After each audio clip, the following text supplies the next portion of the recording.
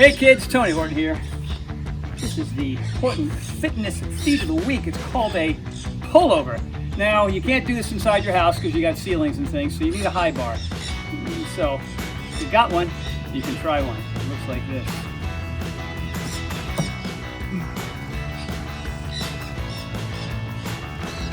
There goes the half.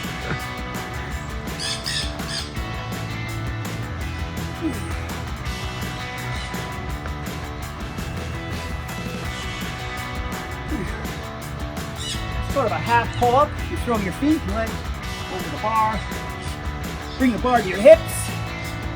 And over you go.